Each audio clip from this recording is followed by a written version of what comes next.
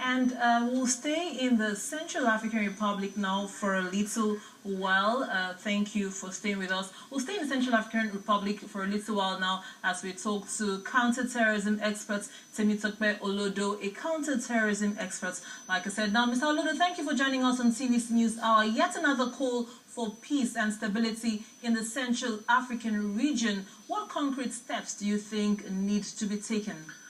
I think one of the steps that need to be taken is looking at the issue of security generally as it affects the region in question. We should remember that there is a UN mandate that talks about having at least about 12,000 foot soldiers on the ground, and to date all we have is less than just a little bit over 50,000, over 7,000 troops, and I don't think that is sufficient enough to be able to address the issue of ethnic cleansing that is going on in that country or that area.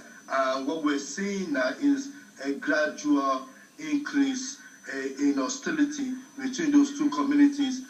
We need to put a stop to it. All right, the militias are becoming emboldened in their activities. Is there a way, as a counterterrorism expert, I mean, they are trying to have some negotiations, it doesn't seem to be working. Even the military intervention also is threatened by accusations of extrajudicial killings. What would you suggest be done in this case?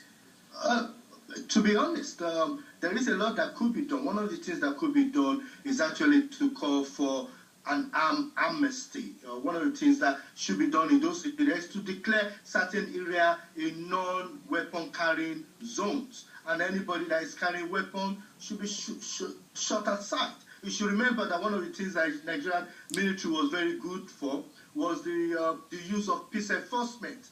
And one of the things that annoy me, or that that bothers a lot of security experts, is the fact that some of these militias have so bold to actually have roadblocks. The AU troops are trying to convey people out of safety. So we need to have some safe havens, some areas that we declare that no weapons should be carried. Nobody should be carrying weapons, and if people are carrying weapons in those areas, then they should have themselves to be blamed, because there is no smoke without fire. That's one of the African saying. You can't just kill somebody that is not carrying arms. And regardless of whatever we think of the AU troops, most of them are professionals, so they won't start shooting at people that are not carrying guns. And we still need to wait for the full report from allegations of attacks of killing, the extrajudicial killing. But the bottom line is we need to declare certain areas as safe havens, certain cities, and then make sure that anybody carrying arms are dealt with in accordance to the law. All right, Mr. Olodo, I would love to talk to you further on the issue you just raised now, but we're pressed for time. Thank you very much for being part of these broadcasts.